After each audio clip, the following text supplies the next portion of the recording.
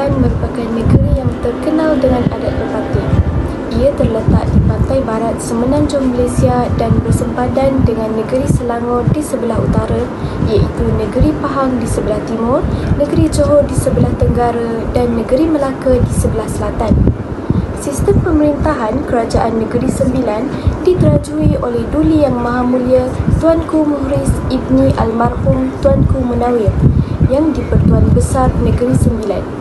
Perkataan Negeri Sembilan bermaksud 9 buah negeri di dalam gabungan Negeri Sembilan yang lama merujuk kepada Jelai, Jelebu, Johor, Kelang, Naning, Rembau, Segamat, Parit Besar, Ulu Pahang dan Sungai Ujong. Negeri Sembilan dengan keluasan 6,645 km persegi mempunyai 7 daerah iaitu Seremban yang merupakan ibu negeri kepada Negeri Sembilan, Jelebu, Jempol, Rembau, Tampin, Kuala Pilah dan Port Dickson. Jika makanan pedas menjadi pilihan anda tidak perlu berkira-kira untuk pergi ke Negeri Sembilan sebab di sinilah anda boleh makan masakan Minang yang sememangnya terkenal dengan kepedasannya. Untuk anda yang datang dari jauh seperti Seremban, KL dan Selangor, semuanya perlu dijadikan destinasi percutian anda. Masing-masing menawarkan kepelbagaian yang memeriahkan percutian anda sekeluarga. Jom kita lihat 5 tempat menarik yang ada di Negeri Sembilan. Yang pertama, Lorong Seni Seremban. Apakah cara terbaik untuk mempamerkan keunikan Malaysia yang berbilang kaum ini jika tidak melalui karya seni yang kreatif? Di Lorong Seni Seremban, anda boleh cuci mata melihat lukisan yang melambangkan budaya bangsa yang berwarna-warni di Malaysia. Bukan sekadar lukisan biasa, ianya dalam bentuk 3 dimensi. Suasana bandar Seremban yang masih agak klasik menambahkan lagi aura hipster di lorong ini. Dan jangan lupa bawa kamera dan sebagainya. Klik sepuasnya di sini dengan pemandangan terbaik untuk anda dan keluarga.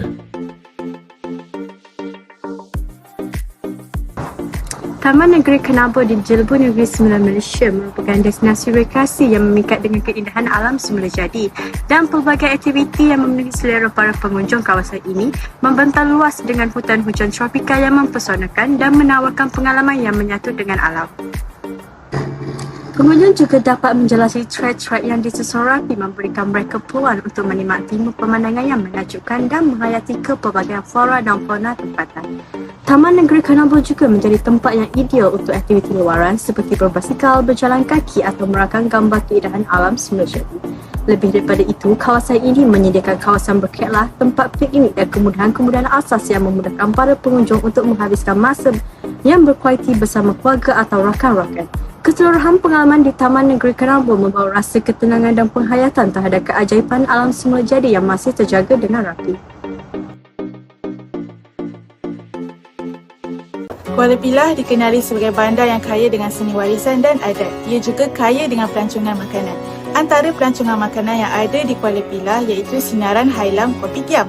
Terletak di tengah pekan Kuala Pilah, mula beroperasi dari tahun 1943. Tema kedai masih mengekalkan tema klasik dan paling seronoknya, semua jenis bangsa datang makan di sini. Biasanya, cakoi digoreng, tetapi di kedai Sinaran Hailam Kopitiam, cakoi mereka akan goreng terlebih dahulu lepas tu bakar.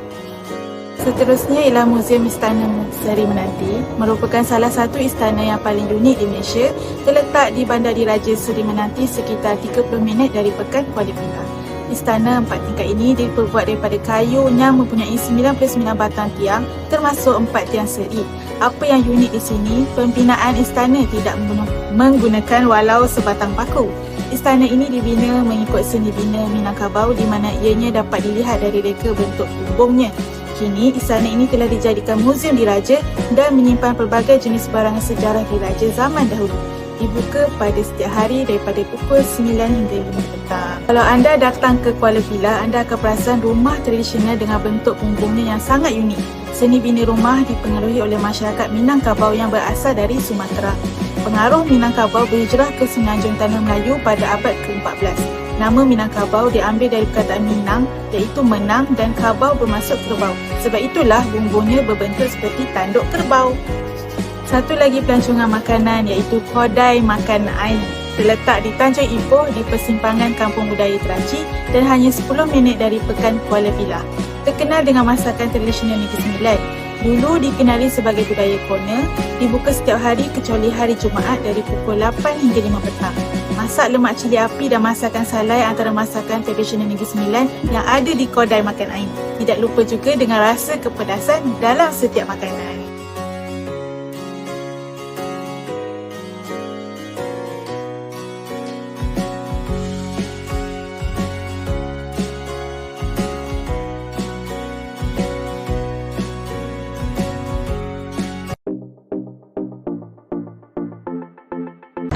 Tokong Si Tian Kong dahulunya dikenali sebagai Tokong Sam Seng Kiong yang terletak di Pekan Kuala Pilah, Negeri Sembilan. Tokong ini dibina di tanah seluas 4.8 hektar, dikelilingi alam semula jadi dan siap sepenuhnya pada tahun 2015. Ia mempunyai kira-kira 11 pekerja dan Tokong Sam Seng Kiong yang berusia lebih 100 tahun telah ditutup.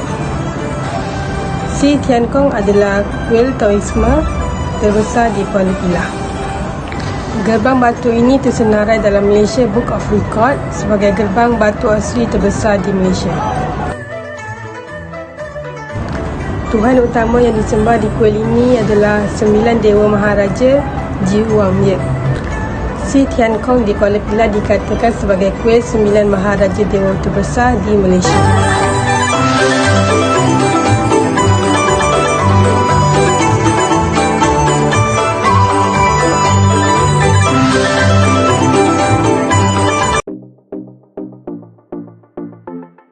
Bukit Taisho, Negeri Sembilan antara lokasi tarikan bukan sekadar penduduk setempat, malah dari merata tempat.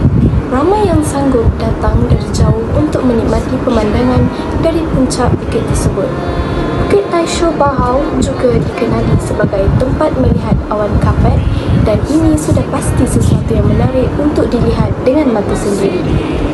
Bukit Taisho yang terletak 5 km atau 10 minit dari Pekan Bahau, Jempol, sememangnya menjadi tumpuan buat orang awam melakukan aktiviti riadah di hujung minggu khususnya.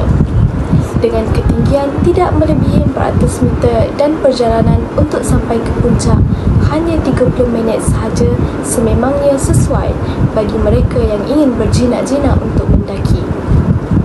Kawasan bukit ini ialah kawasan ladang kelapa sawit di mana hampir keseluruhan denainya adalah laluan kenderaan untuk mengangkat buah kelapa sawit. Boleh dikatakan tahap kesukaran mendaki bukit ini ialah mudah buat pendaki amatur, jadi ia sesuai didaki oleh semua golongan masyarakat yang ingin mengamalkan gaya hidup sihat. Menurut cerita terdahulu, Bukit Taisho ini mempunyai kaitannya dengan sejarah Bahau itu sendiri. Bandar ini sangat kaya dan makmur dan kebanyakannya penduduknya menjadi jutawan kerana pelbagai aktiviti termasuklah memenangi loteri yang berjumlah berjuta ringgit. Kemakmuran Bahau menimbulkan rasa iri hati orang-orang Inggeris. Maka mereka mula menyiasat faktor kemakmuran bandar ini. Hasil dari siasatan, mereka mendapati banjaran bukit yang menjadi tulang belakang bandar ini adalah berbentuk naga yang gagah dan berkuasa dikenali sebagai Bukit Taisho. Untuk memastikan kuasa mereka tidak tergugat, mereka telah menanam sebatang tiang besi sepanjang beratus-ratus kaki ke bahagian tulang belakang naga tersebut. Tidak cukup dengan itu, mereka mendirikan balai polis di bahagian perut naga tersebut. Dikatakan juga di puncak bukit tersebut masih tertanam kuat sebatang tiang besi di atas puncak bukit dan masih tidak dijumpai hingga sekarang. Sekarang kita cerita pula tentang adat dan budaya Negeri Sembilan. Untuk pengetahuan kamu semua, masyarakat di Negeri Sembilan mengamalkan sistem adat pepatih. Jadi adat pepatih ni sebenarnya adat yang terkenal di Negeri Sembilan. Antara daerah yang kalau kita boleh tengok kesan daripada adat pepatih ni ialah daerah Kuala Pilah. Daerah Kuala Pilah ni sebenarnya daerah yang sangat cantik yang dipenuhi dengan gunung ganang. Adat pepatih ni dia berasal daripada daerah Minang dekat Indonesia yang berasal dari orang Minang sendiri. Orang Minangkabau ni dia berhijrah ke wilayah Negeri Sembilan pada abad ke-12. Sebabkan tu mestilah dibawa sekali adat dia kan. yang mana mereka ni tak boleh kahwin sama suku, which is diorang kena kahwin dengan orang yang suku lain daripada 12 suku utama yang ada dekat Negeri Sembilan. Kat sini kami ada listkan 12 suku utama yang dekat Negeri Sembilan. Terusnya adat pepatih ni sebenarnya dia mengamalkan pengawalisan harta kepada kaum perempuan.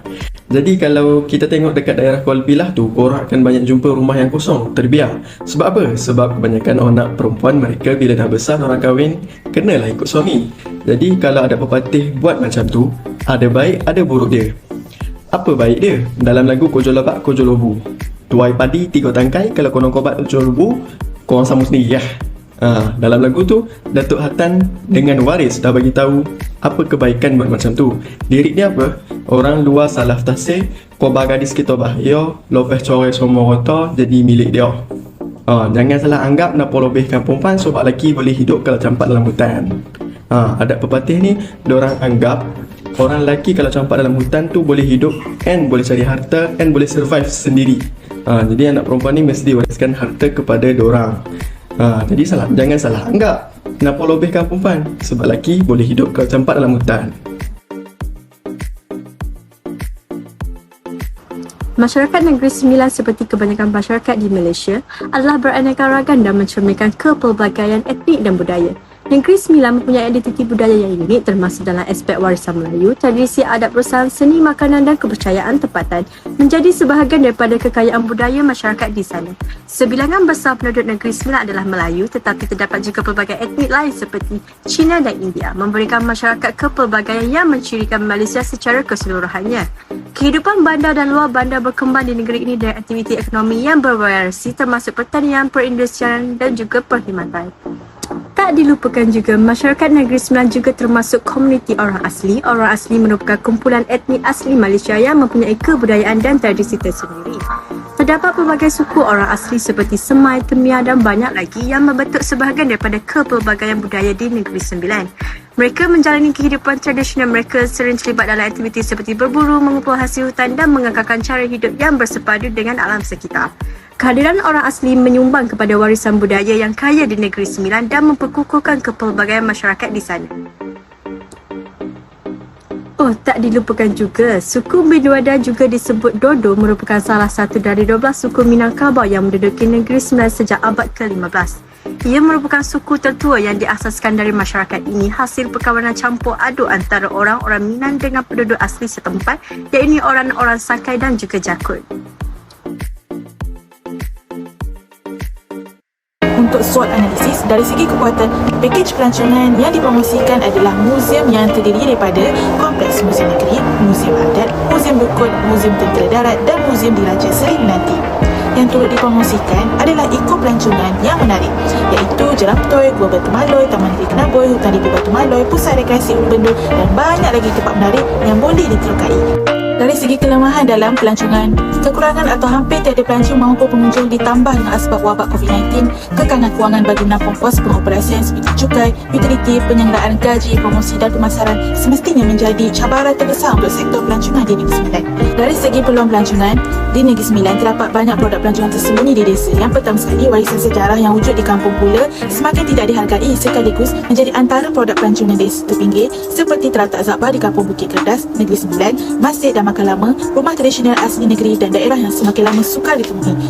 Yang kedua, selain daripada inap desa, pelbagai jenis produk dan perkhidmatan dari sumber jaya di kampung perlu dikomersialkan seperti perusahaan makanan dan minuman berasaskan hasil tani, misalnya kuih sopa yang hanya terdapat di daerah dan kampung tertentu di Negeri Sembilan perlu dikomersialkan secara meluas. Dari segi ancaman dalam pelancongan semestinya adalah keselamatan. Pelancong dalam negeri dan antarabangsa sentiasa terdedah risiko persekitaran. Sebagai contoh, kes kehilangan misteri dan kematian Nora Ann Corin, remaja perempuan warga Ireland berusia 15 tahun ketika bercuti di sebuah resort di Seremban Negeri Sembilan sangat mengejutkan dan menjadi perhatian rakyat serta media dalam dan luar negara. Secara kesimpulannya, terdapat banyak tempat adat dan budaya yang dapat kita lawati di Negeri Sembilan. Marilah kita bersama-sama datang dan melawat tempat-tempat menarik di Negeri Sembilan ini agar adat dan budaya negara ini tidak ditelan zaman. Itu sahaja daripada kami. Sekian, terima kasih. Assalamualaikum.